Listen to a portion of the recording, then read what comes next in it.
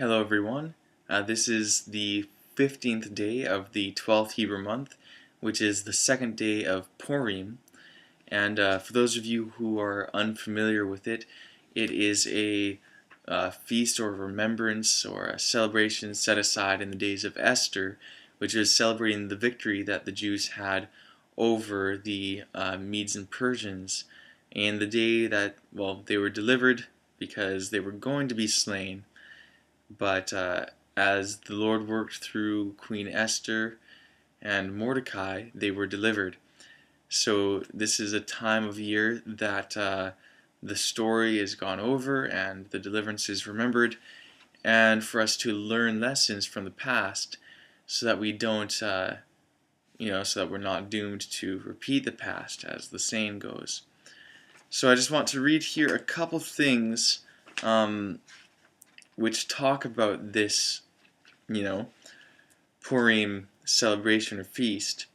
This can be found Esther chapter 9, starting at verse 19 is where we're going to start. It starts before that, but we're not going to read the whole thing. Verse 19, it says, "Therefore the Jews of the villages that dwelt in the unwalled towns made the 14th day of the month Adar a day of gladness and feasting, and a good day, and of sending portions one to another. Then Mordecai wrote these things, and sent letters unto all the Jews that were in all the provinces of King Ahasuerus, both nigh and far, to establish this among them, that they should keep the 14th day of the month Adar, and the 15th day of the same, yearly." So there we have Mordecai sending it out to all the Jews within the whole empire, saying, we're going to keep this thing yearly. And then going down to verse 26, it says, "Wherefore they called these days Purim, after the name Pur," and it's P-U-R, and the word Pur means to cast a lot, which you can, go back and read in, let's see, that was chapter 3, I think. It was in chapter 3 where it talked about the casting, when Haman cast lots and everything.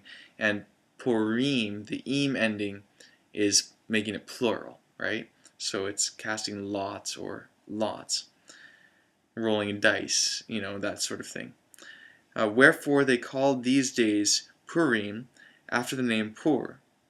Therefore, for all the words of this letter, and of that which they had seen concerning this matter, and which had come unto them, the Jews ordained and took upon them, and upon their seed, and upon all such as join themselves unto them, so as it should not fail, that they would keep these 2 days, according to their writing, and according to their appointed time, every year.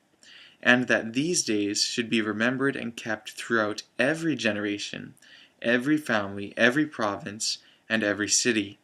And that these days of Purim should not fail from among the Jews, nor the memorial of them perish from their seed."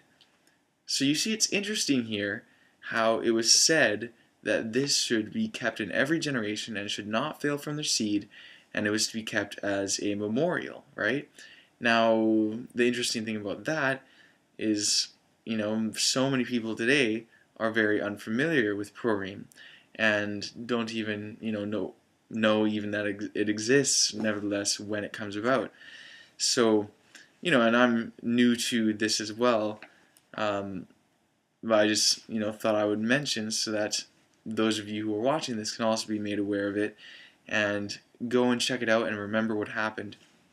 Now, something else that I want to take a quick look at is, I mentioned the phrase about, those who are forgetful of the past are doomed to repeat it, or those who are ignorant of the past are doomed to repeat it. And we also have the phrase, history repeats itself.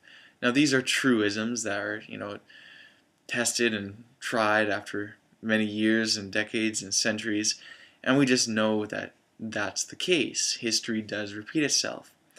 Now, the wise man, the preacher, Solomon, he said in Ecclesiastes chapter 1, verse 9, "The thing that hath been, it is that which shall be, and that which is done, is that which shall be done, and there is no new thing under the sun. So history indeed does repeat itself, and even Solomon recognized that. Now, when you go back and read the book of Esther, you're going to see some of the things that took place there, I'm sure will repeat themselves. And one thing that I just want to mention is that in the book of Esther it records how Haman had designed to exterminate all the Jews. It was basically a plan for genocide.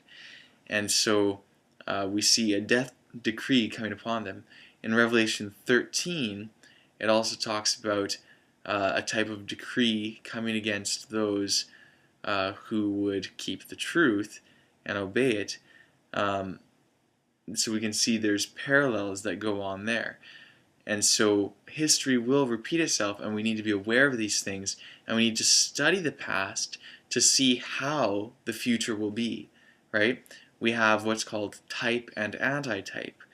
In the book of Hosea, it talks about this. In Hosea chapter 12, verse 10, it says, "And I have spoken by the prophets, and have multiplied visions, and have used similitudes by the ministry of the prophets." Similitudes, that's parallels, similar things, right? That's type and antitype. Now, I may be using those words and you might not know what they mean. I'll quickly explain. Type is actually a word that comes from, it's like a photograph or an image of something. So the concept of type and antitype is you have a type, which a type is, something that comes and is a picture of something to come. And then the antitype, it's not anti as in against the type. An antitype is actually the fulfillment of the type, or the thing that was being pictured by the original. Most Christians recognize that in the Old Testament there was the slaying of lambs, and the lamb was a picture or an image of the Messiah, Jesus Christ. And so the lamb was the type, the Messiah was the antitype. So that's the basic concept. So we have this with the stories as well, right? What happened in the days of Esther will repeat itself, right? But one thing I want to mention is not only in the days of Esther did we have a decree coming against the Jews for their extermination, but we also had the deliverance of those Jews from that decree, right? It was not successful. It did not destroy them. They were delivered. So not only is there to be a repetition of this decree against the people of God, but there's also to be a repetition of the deliverance on behalf of the people of God. And it speaks of this in the prophecy of Daniel 12 verse 1, Michael standing up to deliver his people, and there's many other prophecies that talk about the deliverance of God's people. Also, if you want to study that more, you can go to a playlist on this channel called The Two Deliverances, and that's an audio book, but it's very enlightening. If you take the time to go through it, I'm sure that things will become a lot more clear. But anyways, happy Purim to you all, and have a good time. I hope you see this video, before the day's over, and hopefully you can contemplate the story of Esther, and hopefully if you have time, even read it. So anyways, blessings to you all, and shalom.